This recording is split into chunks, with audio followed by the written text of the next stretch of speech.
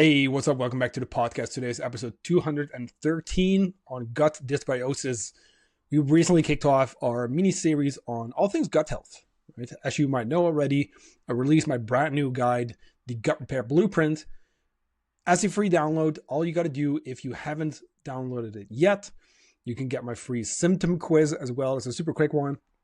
All you got to do is go to my Instagram right now, DM me the word gut, and I'll send that over.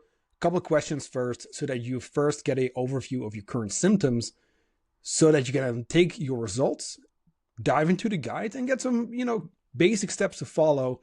And I'm going to say this already. Look, a lot of people will go like supplements first. And look, especially when it comes to gut dysbiosis, okay, it's going to require a strategic approach, also called the 5R, okay, protocol, which we'll get into. But I still don't think that you need to start with the supplements. I want you to start with the lifestyle, and that's all mapped out in the Gut Repair Blueprint. So if you haven't downloaded it yet, make sure to DM me the word gut right now on Instagram, and then we're going to dive into our episode on all things gut dysbiosis. When your microbiome is out of balance, feeling bloated, foggy, your skin's breaking out, or maybe just reacting to foods that you used to be okay with, even like healthy foods, now cause issues. You could even feel super gassy after basic stuff like eggs or, broccolis or bell peppers and onions. And these all of a sudden cause issues, especially gluten, dairy. It just runs through you, or you feel constipated. Like, why would that be the case? Okay. Now, especially when it comes to dysbiosis, usually it's not the only issue. Okay. We got to understand, okay, why.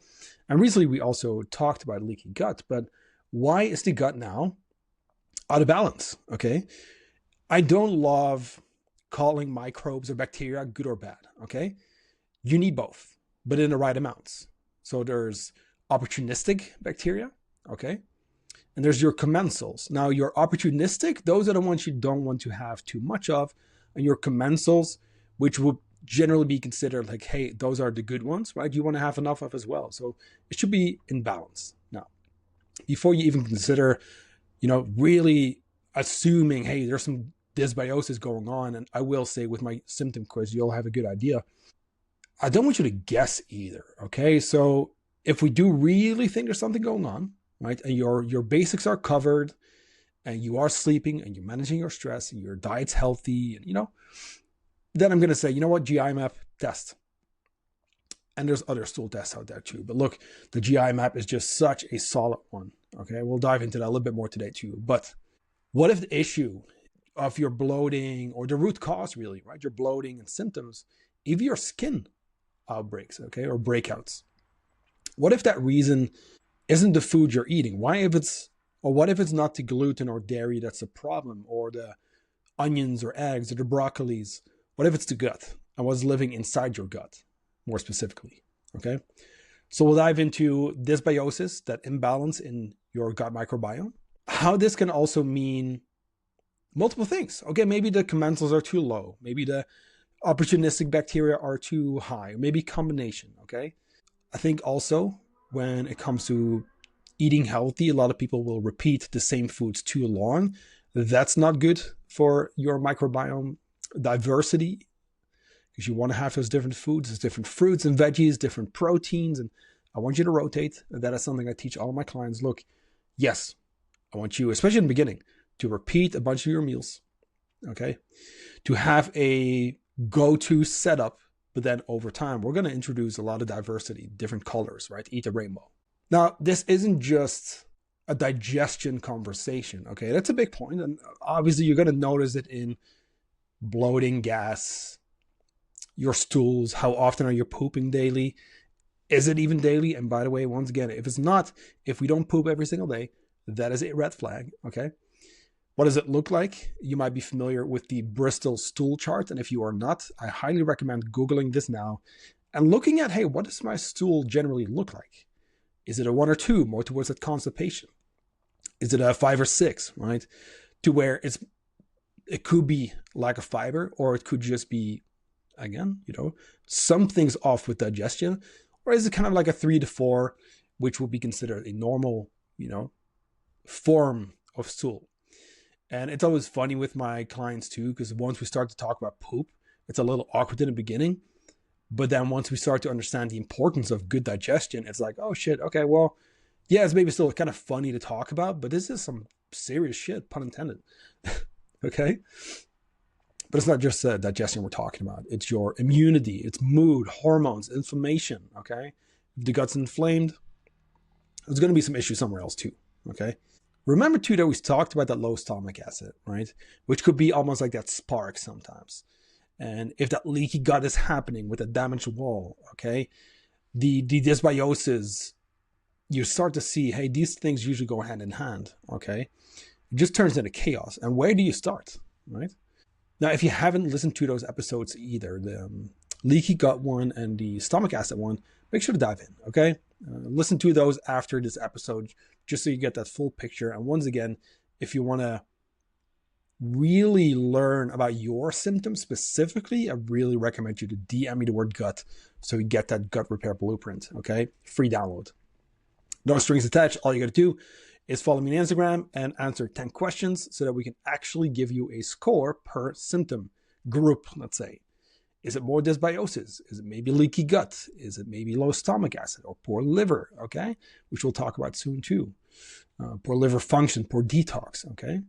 Then you can take that and look at the guide. So what is dysbiosis? Now you have, trillions of microbes living in your gut, right? This includes bacteria, right? Which it's not a good or bad conversation. Like I said before, you want to have a good balance, okay? They're not inherently good or bad. We just need them in the right amounts. Yeast also, viruses, if, we might even have parasites, right? That's not the case for a lot of people. I think personally, or at least, then again, I'm hearing about this more and more to where we may actually, even on a GI map, right? We may actually have parasites, but it's not even showing, okay?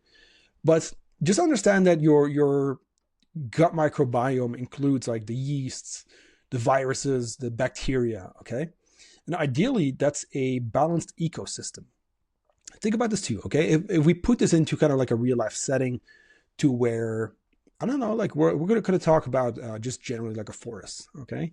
Maybe there's wolves and bears and deer and rabbits. And generally speaking, these are all kind of in the right amounts, okay?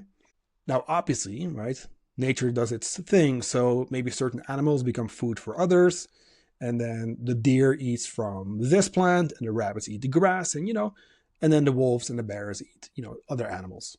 Generally speaking, okay, this is in a good spot until usually humans in the animal kind of conversation, usually humans come in and mess it up, all right?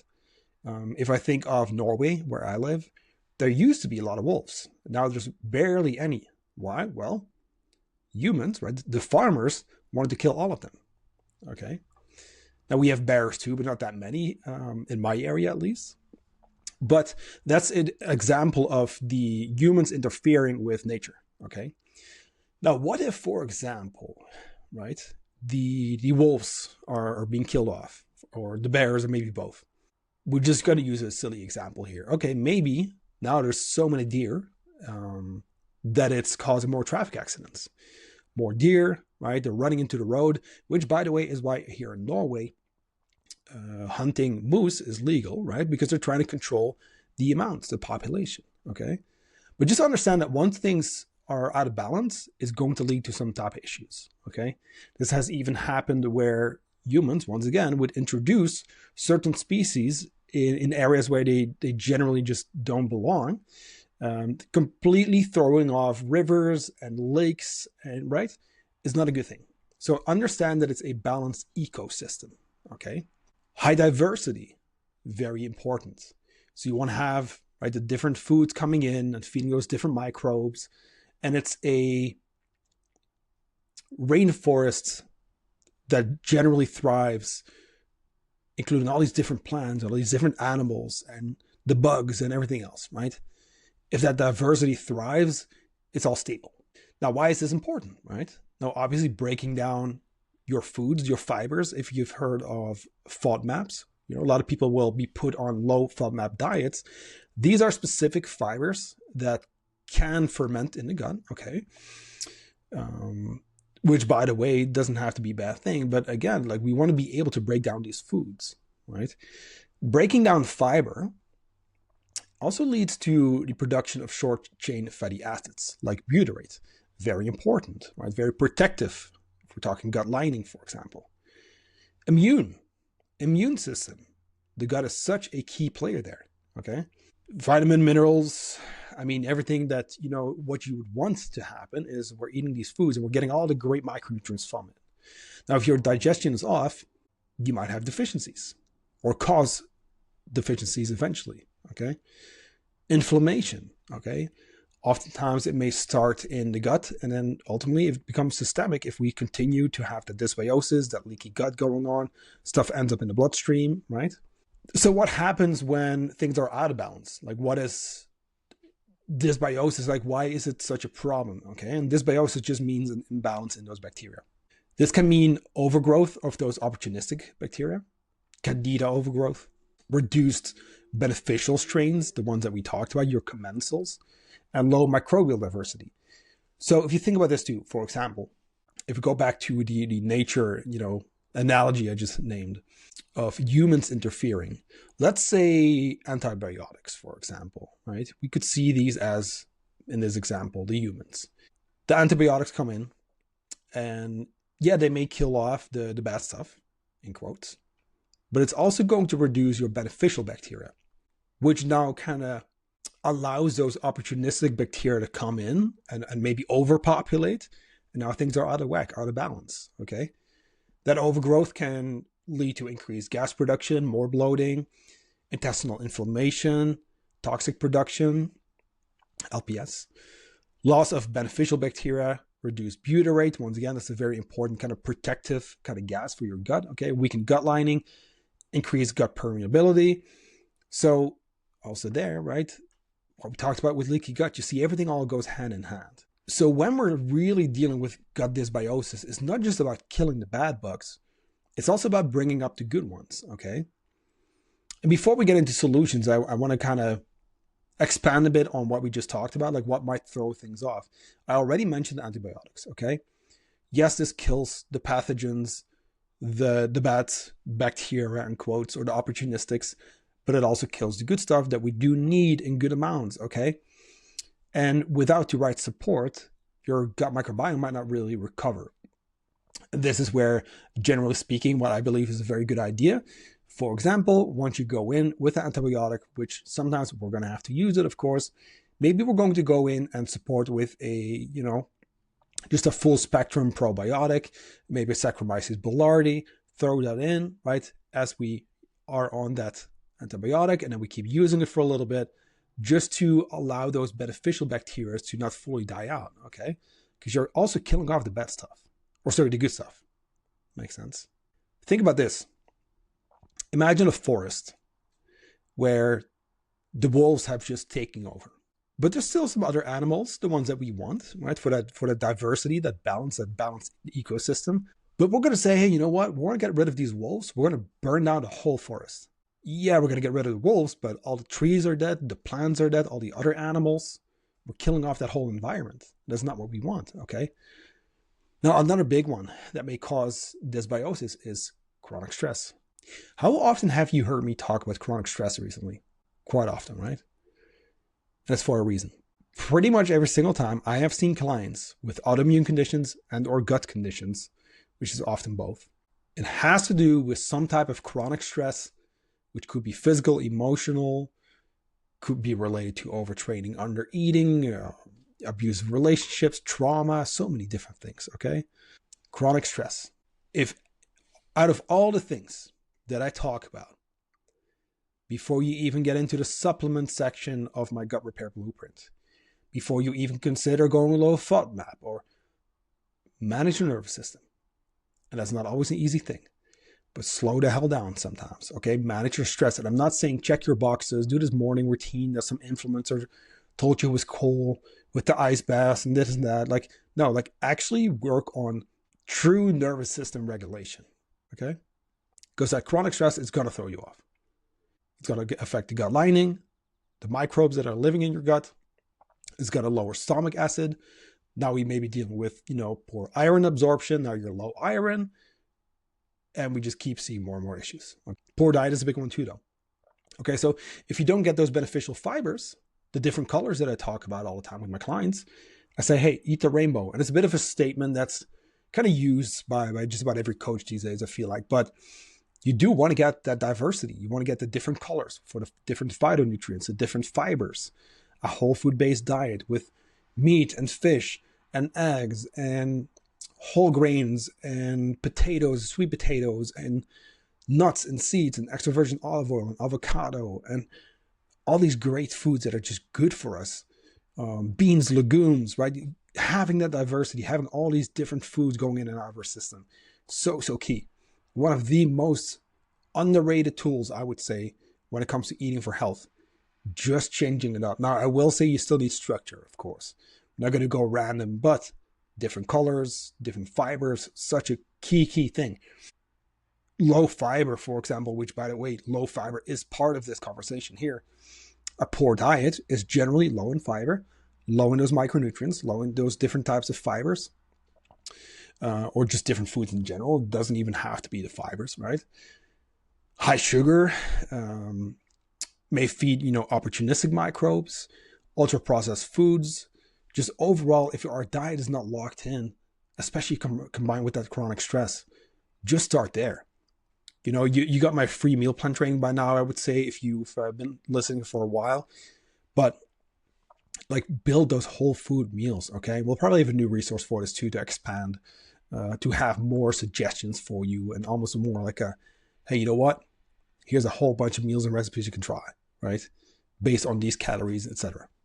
But the diversity, the low fiber, the diet quality, all very, very key. So what are some of the pillars that we truly want to respect and protect and truly practice like a life depends on it?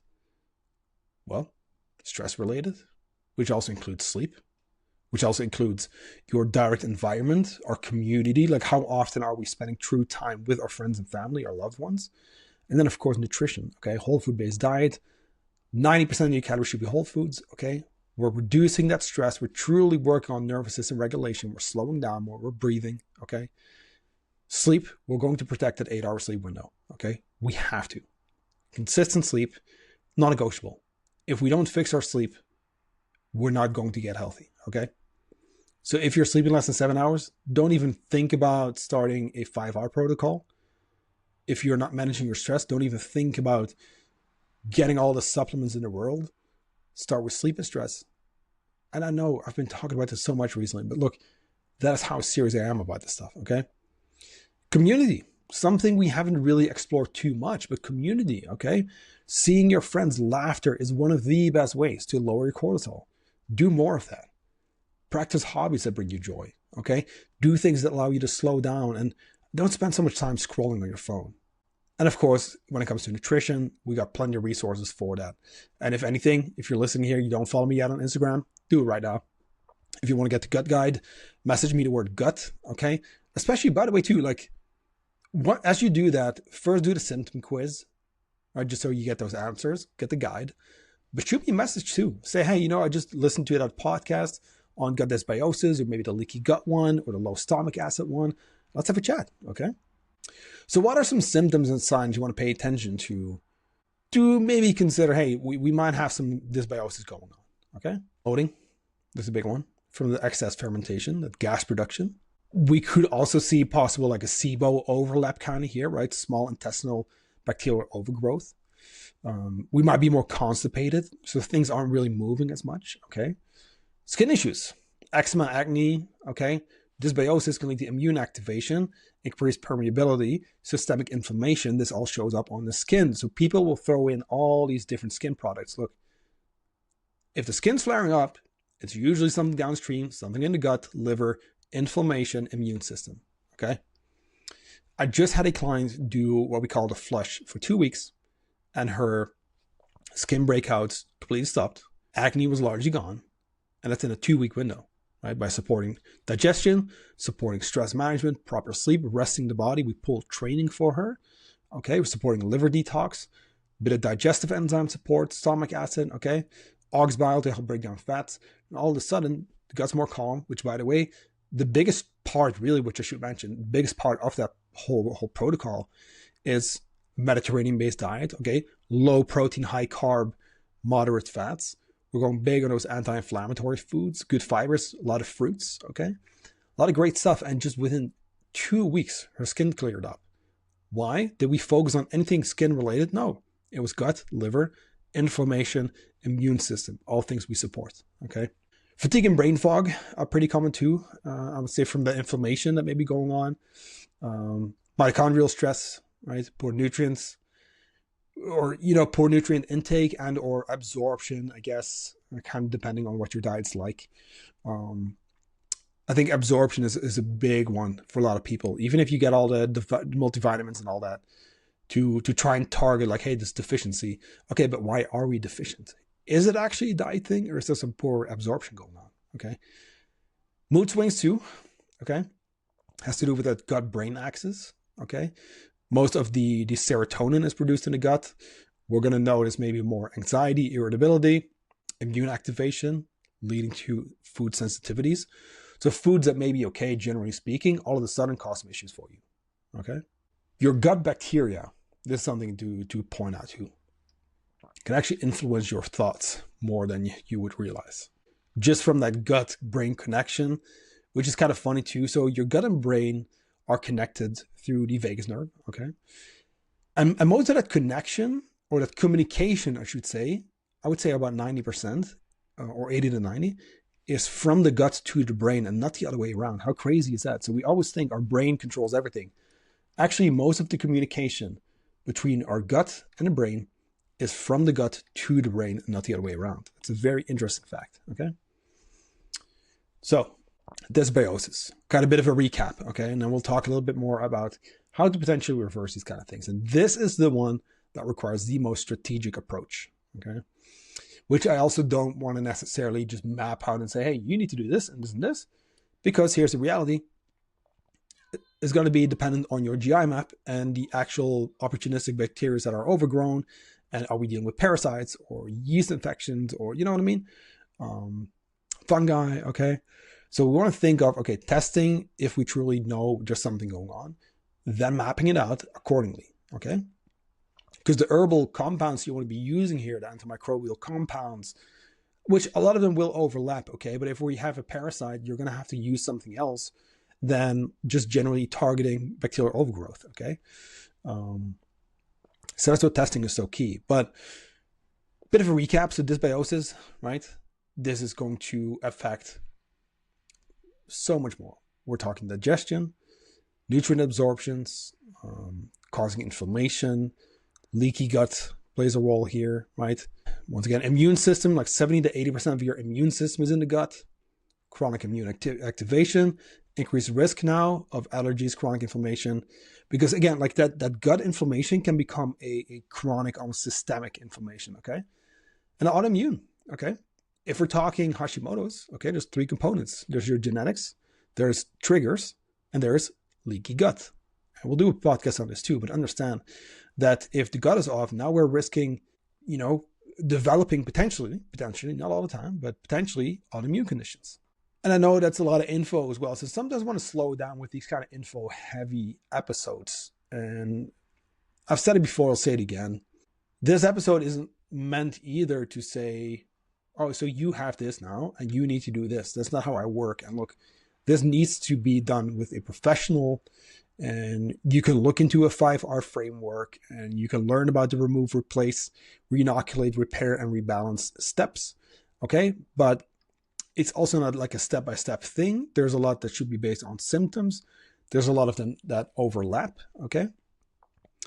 But a lot of people, if you want to talk more now about like fixing these kind of things and reversing, okay? Reversing dysbiosis, like how do we do that?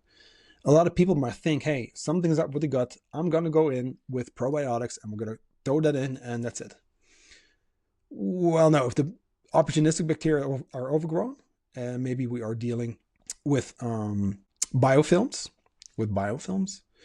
which would be almost like a colony of these opportunistic bacteria, creating a protective layer almost, which wouldn't even allow antibiotics to go in, right? You need to bust those open basically, and you can use stuff like NAC for this, or biofilm disruptors to first break that up so that you can then target the microbes that are overgrown, the ones you don't want to have too many of.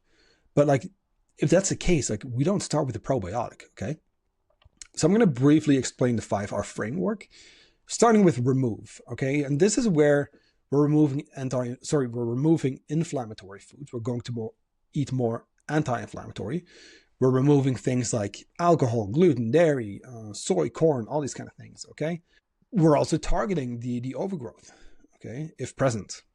Once again there, like I also think if you don't prep this properly, it can actually worsen symptoms. Like once again, like I want to keep it pretty general here because I don't love just saying, hey, do this now. Because again, like I want you to be careful with these kind of things and also just save a bunch of money by not ordering all these crazy supplements while we don't have the basics in check, okay?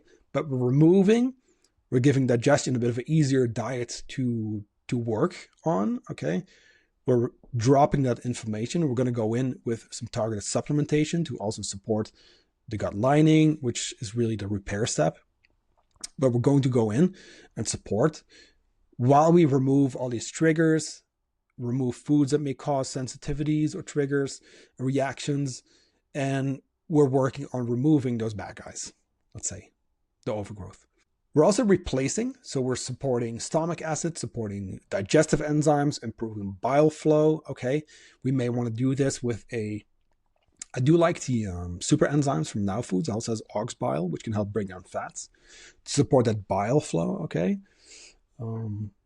Supporting stomach acid if it's potentially low, and we talked about that in depth a couple episodes ago, okay? And the digestive enzymes, I usually layer those in like with every main meal, okay? Reinoculate, there's the third R. Targeted probiotics based on your test, okay? And this is also where we introduce more fermented foods if we tolerate it well. We go in with those higher FODMAP fibers so that now we can start to kind of reinoculate. That's why it's called this, but we start to reestablish the healthy ecosystem that we talked about earlier, okay? So maybe someone went in and burned down a bunch of the trees and killed a bunch of animals, not just the wolves. But now we're slowly going in. Hey, we're supporting the growth of these plants and trees, and right? Maybe we're even going in and we're releasing some more rabbits and deer into that area so it can start to populate again, okay? Repair, so this would be that gut lining support. We talked about leaky gut recently, 2 episodes ago. But this is where you go in with stuff like L-glutamine, which is amazing for gut lining repair, zinc carnosine, maybe some collagen. I think, as for collagen, I just like to say, hey, let's just do a daily bone broth in our diet, 120 mils. Omega-3s, right? I'll do that for sure to drop that inflammation. So we're going to go high usually, like for myself personally, I like a 3 to 4 grams of EPA and DHA combined. Okay. And there's some other compounds too that can support things like leaky gut, etc. But once again, I like to keep it general because you don't even know if you have it if you haven't tested truly, okay? When it comes to dysbiosis. Now, do I think that generally with the omega-3s, the collagens from the bone broth, the zinc, carnosine, the glutamines, the omega-3s, and just your basics, you can layer it in for sure, and that's generally fine. But is it going to fix things, right? A lot of people will do the low FODMAP diet because their doctor told them so, but then nothing gets healed, right? It's really just one step. It's the remove step, but we're not supporting repair. We're not rebalancing, okay? We're not reinoculating, which really brings us to that last step, rebalance. And that is a lot more like lifestyle, okay? We've gone through this step-by-step process, which could take a couple months. We've gone through this process. We've killed off the opportunistic bacteria. We busted open those biofilms. We've supported the gut lining. We've supported repair.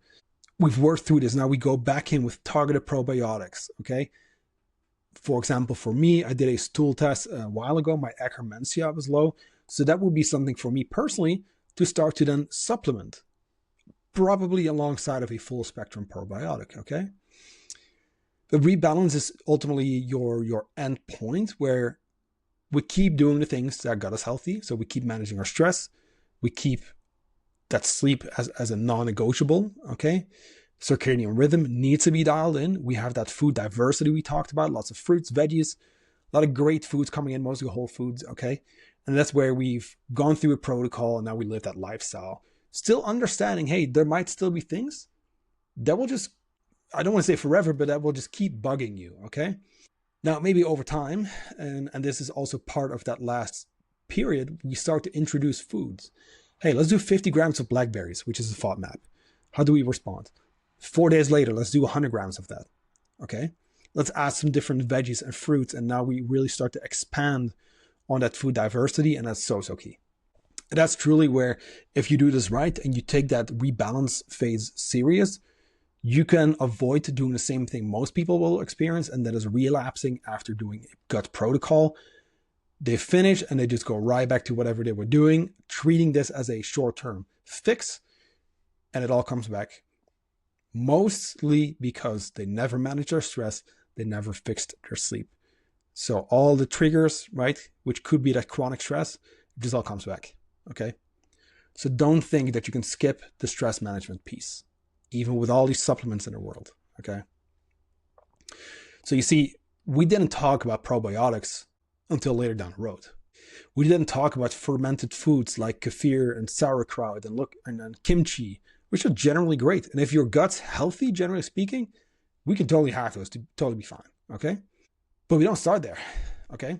If you don't address the stress, you're going to relapse. So think about this. I'm going to say with the forest analogy. Let's imagine we've also killed off a bunch of flowers. Are we going to plant flowers in a toxic soil? Or are we going to fix the soil, make sure that's in a good spot, and then start? Make sense? That's how I want you to think about this. So we've ran through symptoms. We've ran through why gut dysbiosis may be a problem, what it means. We've gone through the 5R protocol, keeping it pretty general, which I purposely do because I don't think a 5R, I mean, that's not something we're going to, fully break down on a podcast. This needs to be individual, different foods. I mean, you might be responding to something someone else might completely be fine with, okay? But I hope this clears it up a bit, okay? If you're really unsure, if you do think there's something going on here, I would start with my gut repair blueprint. So that's why I created this, okay? Message me the word gut on Instagram right now before you're done listening. You can do it right now. The podcast is still playing. Even right now, you hear me ramble and ramble and ramble. Literally within the time I just took to say those few sentences, you could have already messaged me gut on Instagram to get that free guide, no strings attached. Just going to follow me, answer a few symptom questions. You'll get a full breakdown of your symptoms, a scoring per symptom group. You can read the guide and then learn from that. If you go through that and you see, hey, what sections did I score higher in? What are some steps? And I'm going to give you specific steps to follow in that guide that you can start with today to see improvements. If you've done that and you're like, shit, things are really just not improving, I can't figure this out. First of all, just ask me, okay? Because I'm not just here to sell you stuff. Like, I want to help you. Second, if we truly suspect some dysbiosis, I'm going to say, get a GI map, get it done. Test. This is mostly just for those serious cases, though, right? Because that is a more pricey test, which I don't think everyone needs necessarily. Now, I'm going to do one within the next few months, but that's mostly because I know I had some dysbiosis in the past, and I want to kind of see where I'm at currently. But that's a pretty pricey one, so I wouldn't start there, But then if you've done the basics for a while and you're like, well, I can't figure this out, yeah, test. Don't guess, okay? Because then you're just going to make it worse. I hope that cleared it up for you. I hope you've learned something new today. Once again, I'm going to say it one more time. Message me the word gut on Instagram so I can give you my free guide, the Gut Repair Blueprint, okay? If you want to learn more about coaching, just message me coach, right? That's going to be the fastest way to fix these kind of things. And of course, next week, we're going to be back with another episode expanding on more the fat loss, lifestyle, muscle gain, the fitness side of things. And then we'll talk to you soon again. I think we got one more of this mini-series going on in 2 episodes from now. That is going to be the liver detox episode. And then we're wrapping up this 4-part mini-series on all things that I map out in Gut Repair Blueprint. Okay? But for now, lifestyle first. Once again, grab the guide. Start with the steps I specifically map out for you in the Gut Repair Blueprint. And then we'll dig from there. Okay? I'll talk to you soon.